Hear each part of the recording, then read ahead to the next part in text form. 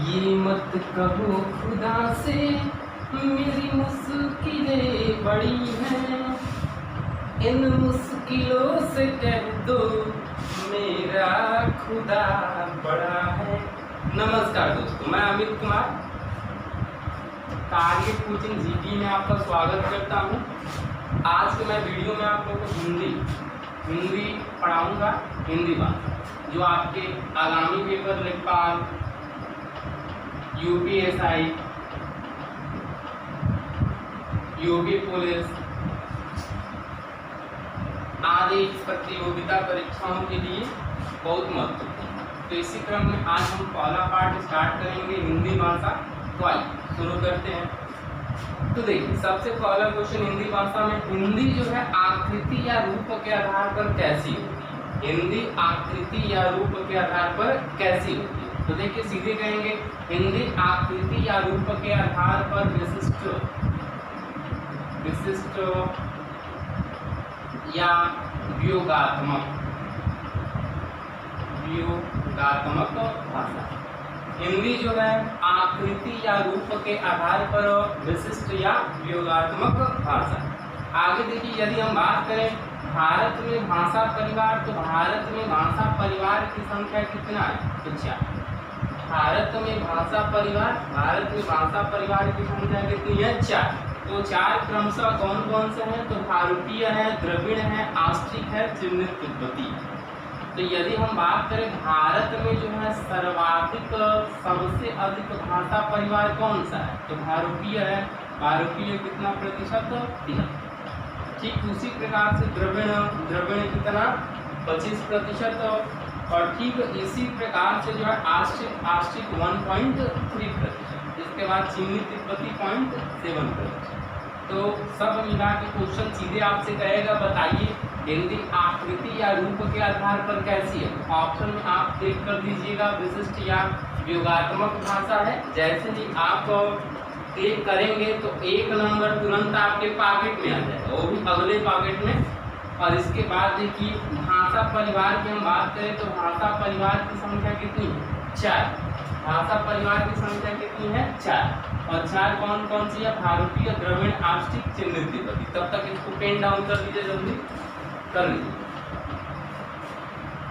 जल्दी।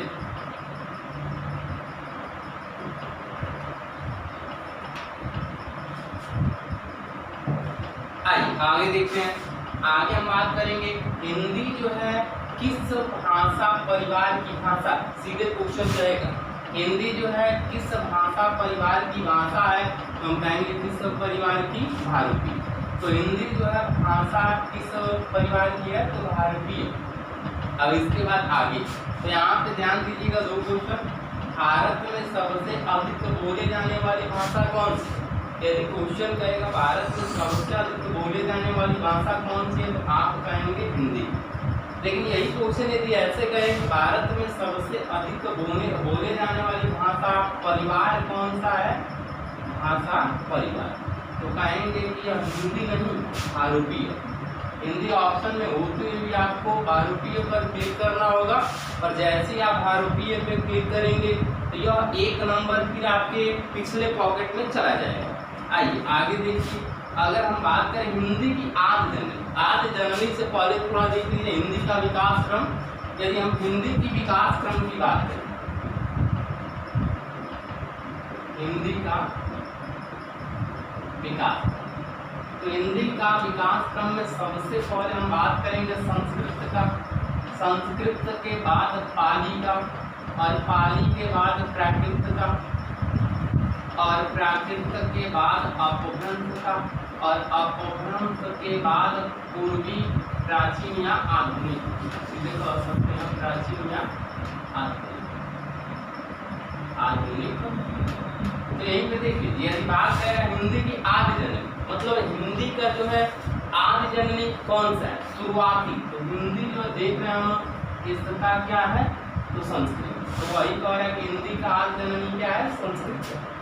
अब इसके बाद की हम बात करें, यदि आपसे कहे कि हिंदी भाषा का इतिहास किससे आरंभ हुआ है, तो सीधे देख रहे हैं कि हिंदी भाषा जो है इसका आरंभ किससे हो रहा है? अपभ्रंश से हो रहा है। तो सीधे हम कहेंगे कि हिंदी भाषा का इतिहास का आरंभ जो है किससे हो रहा है? अपभ्रंश से। तो यही था। फिर से एक बार क्वेश्चन हम रिवीजन कर दे रहे हैं, आप लोग ध्यान से देखिए और इसको समझते चलिए, आप पेन डाउन करते चलिएगा। यदि हम कहें बताइए हिंदी आकृति या रूप के आधार पर कैसी है, तो आप कहेंगे विशिष्ट या योगात्मक। इसके बाद भारत में जो भी भाषा परिवार है कितने हैं? तो 4। चारों भाषा परिवार कौन से हैं? भारतीय हैं, द्रविड़ है, आस्ट्रिक है, चिन्हित, तिब्बती। और इन चारों में सर्वाधिक कौन सी भाषा परिवार चलती है? हिंदी।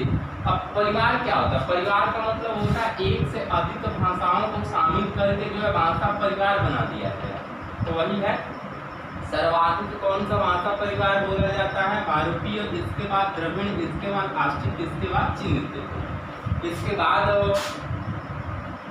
भारत में सबसे अधिक बोले जाने वाली यदि भाषा की बात करें, इसका भाषा का आप कहेंगे हिंदी है। और यदि सर्वाधिक बोले जाने वाली भाषा परिवार कौन सा है? तो भारतीय। हिंदी की आदि जननी कौन सी? मतलब इसका पीढ़ी जो शुरुआती पीढ़ी कौन सा है? संस्कृत। और इसके बाद हिंदी भाषा के इतिहास का आरंभ किससे हुआ है? अपभ्रंश। और हिंदी का विकास क्रम देख लीजिए, सबसे पहले संस्कृत, संस्कृत से पाली निकला, पाली से प्राकृत, प्राकृत से अपभ्रंश और अपभ्रंश से जो है प्राचीन हिंदी या पूर्वी। तो बस आज की वीडियो में इतना। देखिएगा आप लोग, आप कमेंट कीजिएगा, बताइएगा आपको यह वीडियो कैसा लगा। अच्छा, लाइक कीजिएगा और चैनल पे यदि आप हमारे नए हैं तो सब्सक्राइब कीजिएगा और मिलते हैं अगले वीडियो में। धन्यवाद।